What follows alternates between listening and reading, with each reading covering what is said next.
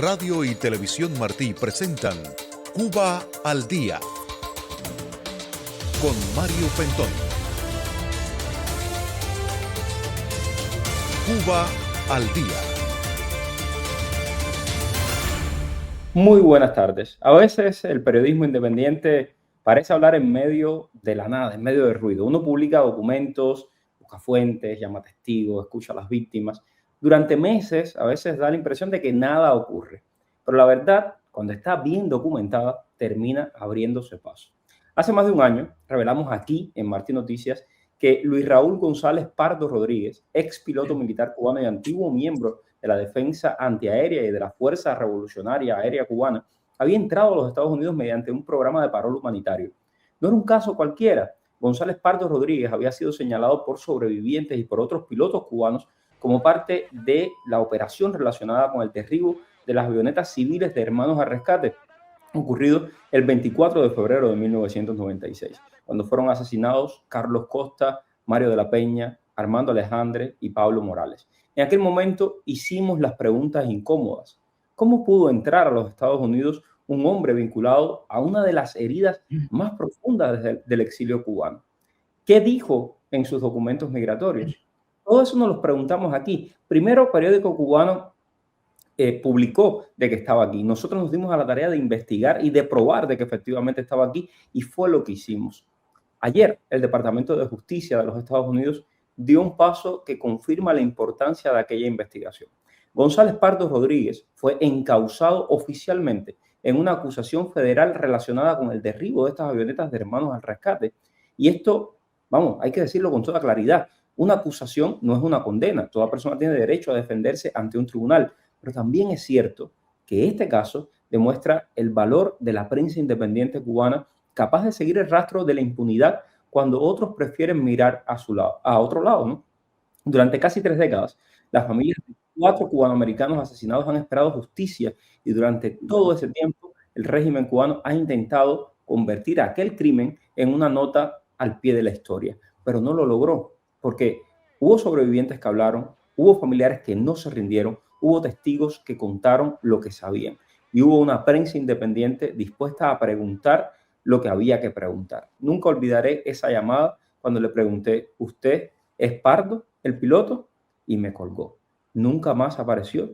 De pronto se fue de los radares. Incluso pensábamos que había regresado a Cuba, pero no, se quedó escondido. Aplicó al año un día a la residencia bajo la ley de ajuste cubano. Lo que él no sabía es que ya las autoridades, gracias al trabajo que había hecho la prensa independiente, estaban tras su rastro. A partir de ahí fue puesto bajo custodia y hoy tendrá que enfrentar a la justicia por sus acciones. Quien me acompañó en todo este camino, quien ha sido vital en esta historia, es sin dudas Luis Domínguez, investigador de la Fundación para los Derechos Humanos en Cuba, quien ha tenido a este hombre en la mira desde hace muchísimo tiempo. Soy Mario Pentón, esto es Cuba al Día, bienvenidos. Muchas gracias, Luis Domínguez, por acompañarnos. No, gracias a ti por tu invitación hoy en día, Mario. Como siempre, Luis, es un placer estar aquí.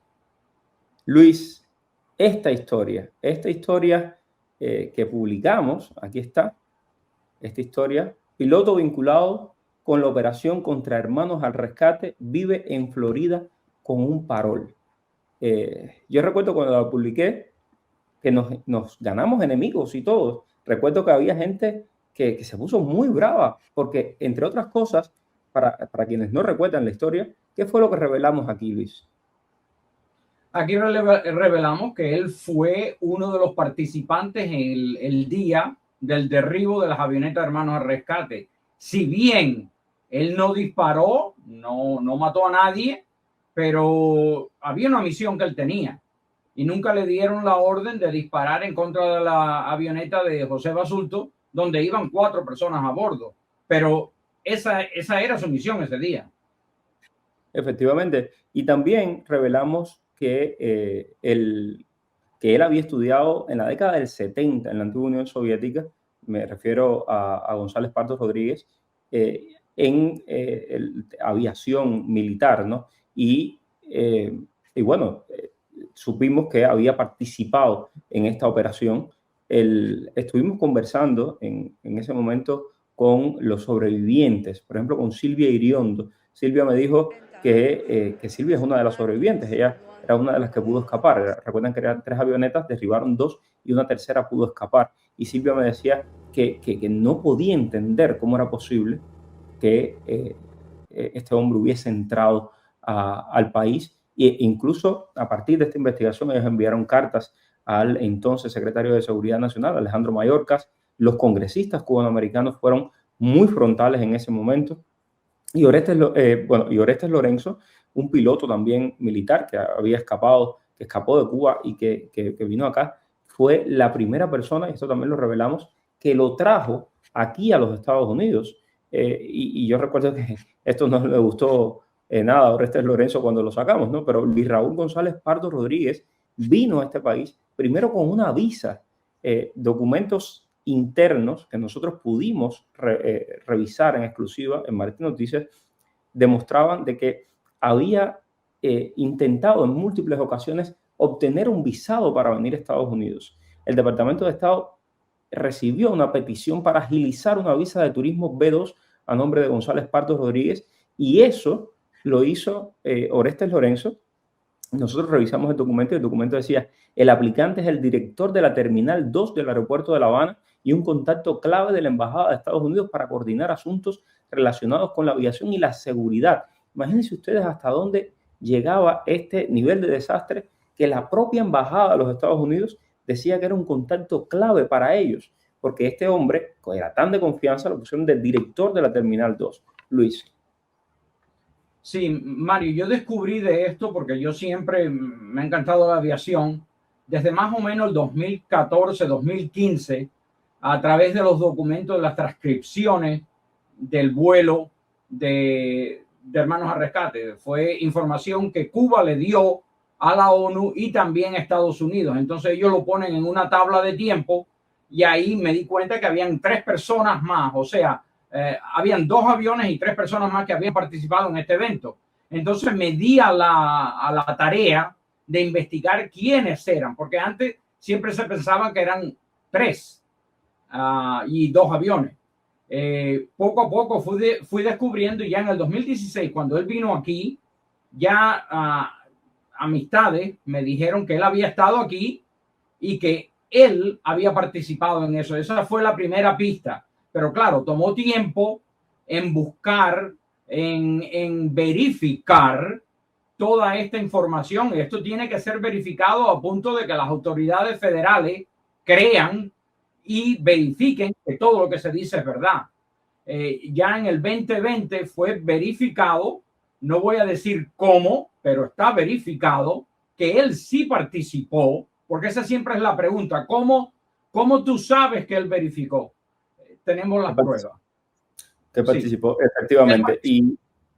Y aquí en Martín Noticias pues revelamos que el 4 de abril del 2024 recibió la aprobación de un proceso. Ustedes recordarán el programa de parol humanitario del presidente Biden, que muchas veces preguntamos aquí al subsecretario de Seguridad Nacional, a muchos de los funcionarios de la administración Biden, y nos decían que ellos tenían filtros rigurosos. Sin embargo, el 4 de abril del 2024, este hombre que participó, repito, en la operación del derribo de las avionetas de Hermanos al Rescate, él no disparó, pero participó en esa operación, pues recibió un parol humanitario y vino a los Estados Unidos el 19 de abril del 2024 y se refugió en Jacksonville.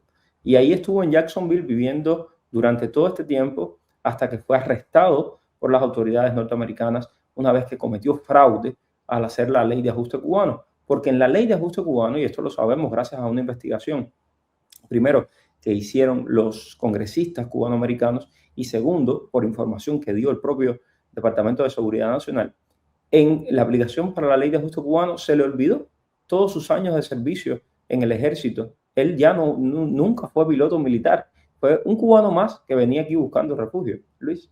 El problema es que él mintió. Como tú estabas diciendo, él fue a entrenarse como piloto a la Unión Soviética y ya era parte de la DAFAR, que es la Defensa Antiaérea Fuerza Aérea Cubana, revolucionaria, perdón, es la R al final. en 1977. Él estuvo como piloto en San Antonio de los Baños por lo menos hasta el 2009. O sea, 32 años de su vida, él se la dedicó a ser militar. Y cuando rellena esta aplicación, se le olvidaron esos 32 años. Y estoy diciendo esto siendo sarcástico, ¿no? Para reírnos un poco en un tema tan duro como es este, que mucha gente ha sufrido. No puso que él fue militar por ese tiempo. Por cierto, hay fotos que tenemos de una película que se hizo en Camagüey que se llama Cangamba en el 2007, y él sale vestido de militar en el mismo 2007 con el piloto que sí apretó el gatillo y sí mató a 4 personas. O sea, la evidencia hasta de la foto lo delatan. Definitivamente, hay que recordar, repito, existe la presunción de inocencia y hoy él tendrá que enfrentarse a la justicia estadounidense, que le imputa 7 cargos, igual que Raúl Castro. Está en el mismo indictment, en la misma acusación que Raúl Castro. ¿Cuáles son esos cargos? Conspiración para asesinar a ciudadanos estadounidenses, 4 cargos de asesinato y 2 cargos por destrucción de aeronaves. En total, cadena perpetua podría enfrentar. Le tocará defenderse, por supuesto, ante un tribunal, y para eso tendrá, si no tiene dinero, pues igual el gobierno le pone un abogado de oficio. Luis, muchas gracias por la ayuda en esta investigación tan importante, tan relevante.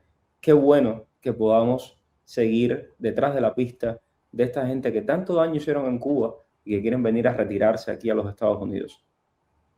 Sí, gracias a ti, Mario. Y esto es un trabajo de 30 años. Esto es un trabajo que yo me planteé a mí mismo cuando esto pasó en el 1996, de buscar quiénes fueron los culpables. Y mira, 30 años más tarde, las autoridades te creen, tienes la evidencia para dárselas a ella y le presentan cargos. Hasta el dictador, líder hoy en día, aunque no aparezca, pero sí lo es, de la dictadura cubana. Y vienen muchas más cosas, ¿eh? No quiero revelar demasiado, pero repito lo que he dicho en estos últimos días. Si yo tuviera negocios con el régimen cubano, estaría muy preocupado. A esos represores que hoy se esconden aquí en los Estados Unidos, que se esconden en Europa, a todos ustedes se les va a ir identificando y vamos a ir contando quiénes son. No vamos a olvidarnos. Vamos a olvidarnos porque hay demasiada sangre, demasiado dolor detrás de lo que ustedes hicieron. Y aquellos que se dedicaron a despotricar el trabajo que hicimos en Martín Noticias, identificando a todos estos represores, ahí tienen el resultado. Habla por sí solo. Ahí se los dejo. Luis. Mario, antes que se me olvide, esto es un trabajo de la Fundación para los Derechos Humanos en Cuba y de la página Represores. Por cierto, todos y cada uno de los que ayer fueron incautados en este caso, todos esos pilotos, los 5 que aparecen ahí, los 5 están en esa página y llevan años ahí. Probablemente desde el 2018 están ahí, o 2020, 21, algo así fue. Están ahí. Así que es una fuente de información buenísima para los que quieran buscar información sobre estos personajes. Y gracias a Rolando Cartaya, que siempre me ayuda con esto. Claro que sí. Por favor, quédese en sintonía, porque al regreso tenemos todo el análisis de qué fue lo que ocurrió ayer y qué implica eso en las relaciones bilaterales con la dictadura cubana. ¿Qué puede pasar en los próximos días? Todos los detalles al regreso. Estás escuchando Cuba al Día con el periodista Mario Pentón.